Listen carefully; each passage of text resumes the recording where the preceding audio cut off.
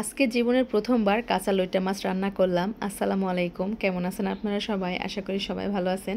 লইটা মাছ রান্না করার জন্য চুলায় একটা কড়াই বসাই দিয়ে আমি আগে থেকে তেল দিয়ে রাখছিলাম। তারপরে তেলটা গরম হয়ে আসলে এখানে আমি পেঁয়াজ কুচি দিয়ে দিলাম দেড় কাপের মতো, হাফ কাপ না সরি। তো 1.5 কাপ পেঁয়াজ কুচি দেওয়ার পরে এখানে আমি পেঁয়াজটা খুব ভালোভাবে হালকা ভেজে নিব। তারপরে এখানে একটা মশলা দিব আমি। সেই মশলাটা হচ্ছে এখানে আমি কয়েকটা 3-4টা পেঁয়াজ ছোট সাইজের, আর হচ্ছে কয়েক কোয়া রসুন, একটু কাঁচামরিচ আর ছোট্ট এক টুকরা আদা, এগুলো সব আমি ছিলে নিয়ে ব্লেন্ডারে ভালো করে বেটে নিছি। তারপরে এই মশলাটা দিয়ে দিলাম আর দিয়ে দিচ্ছি হচ্ছে টমেটো। আর এই লইট্টা মাছটা টমেটো দিয়ে রান্না করলে অনেক বেশি মজা লাগে, অনেকেই রান্না করছে শুনছি। তো আমার কাছে যে দোকানদার মাছটা বিক্রি করছে সেই দোকানদারও আমাকে রান্না শিখাই দিছে। আসলে উনি বলছে যে পেঁয়াজ রসুন কিছুই দিতে, শুধু পেঁয়াজ আর কাঁচামরিচ হলুদ লবণ দিয়ে রান্না করলে অনেক মজা লাগে। তো আমার কাছে মনে হলো যে লইট্টা মাছটা থেকে অনেক গন্ধ আসে, সেই জন্য আমি মশলাটা বানায় দিয়ে দিলাম মশলাটা। তো মশলাটা দিয়ে দেওয়ার পরে এখানে আমি হালকা নাড়াচাড়া করে নিয়ে তারপরে একটু লবণ হলুদ গুঁড়ো একটু মরিচের গুঁড়াও দিয়ে দিলাম। আর এই মাছটাতে নাকি পানি দিয়ে রান্না করতে হয় না, কারণ মাছে নাকি পর্যাপ্ত পানি থাকে। তো আজকে আমি পানি ছাড়াই রান্না করব। আসলে আগে পরে কখনোই লইট্টা মাছটা রান্না করিনি, কিন্তু কক্সবাজার গিয়ে এই লইট্টা মাছের ভর্তা খাওয়া হয়েছে, ফ্রাই খাওয়া হয়েছে। তখন ভালোই লাগছে, কিন্তু ফ্রাই থেকে একটু গন্ধ আসতো, সেই জন্য এই মাছটা কখনো আর কেনা হয়নি। তো আজকে আমি বাড়িতে আসছে, ভালো লাগছিল মাছটা, তো সেই জন্য কিনে নিয়েছিলাম। মশলাটার মধ্যে একটু পানি দিয়ে ঢেকে দিলাম 5 মিনিটের জন্য, কারণ এই মশলাটা যত কষায় নিব তত মাছটা স্বাদ লাগবে। আর আমি মাছ ভুনা করলে এভাবেই রান্না করি, তো মশলাটা বেশি কষালে টেস্টটাও বেশি আসে। আর লইটার কিন্তু শুটকিটাই খাইছিল, শুটকিটা একটু অনেক বেশি গন্ধ লাগে, তো ভাবলাম যে মাছটাও গন্ধ লাগবে।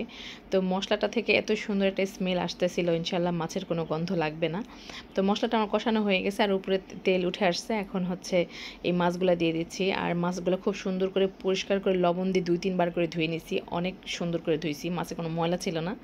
তো মাছগুলো দিয়ে দিলাম একটা একটা করে। আর এই মাছ খুবই আলতো হাতে নাড়াচাড়া করা লাগবে, কারণ খুবই নরম মাছ, ধরাও যাইতেছিল না, প্রচুর নরম।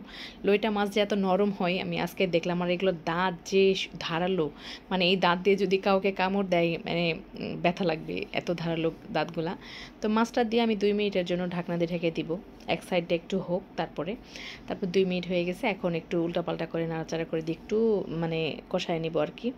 তারপরে হালকা পাতলা রান্না করলেই হবে। এই মাছটা খুবই তাড়াতাড়ি সেদ্ধ হয়ে যায়, চিংড়ি মাছ ইলিশ মাছের থেকেও তাড়াতাড়ি রান্না হয় এই মাছটা। আমি আজকে রান্না করছি, আর খাইতে আলহামদুলিল্লাহ অনেক ভালো হয়েছিল। আজকেই দুপুরে রান্না করছি, সকালেই মাছওয়ালা আসছিল আর কি। ঢাকনাটা উঠায় খুব সুন্দর করে একটু হালকাভাবে নাড়াচাড়া করে দিলাম, যেন মাছটা ভেঙে না যায়, গলে না যায়, তাহলে কিন্তু গলে গেলে কাটা কাটা হয়ে যাবে, ভালো লাগবে না।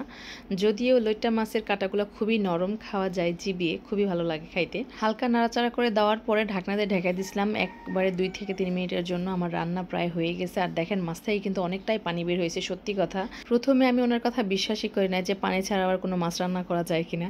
তো যাই হোক, ওনার কথা যেমন বলছে একদম সত্যি কথাই বলছিল। তো আমার রান্না শেষ প্রায়। এখন আমি মাছ রান্নার উপর দিয়ে একটু ভাজা জিরার গুঁড়া দিয়ে দিব, এতে মাছের ফ্লেভারটা অনেক বেশি ভালো আসে। আর ভাজা জিরার গুঁড়া আমি আগের থেকে করে রাখছিলাম। জিরাটা একটু বেশি ভাজা হয়ে গেছে, একটু কালো কালো হয়েছে, তো ওটা কোনো ব্যাপার না। আর ভাজা জিরার গুঁড়া দেওয়ার কারণে এটা স্মেলটা অনেক বেশি, টেস্ট অনেক বাড়ছে।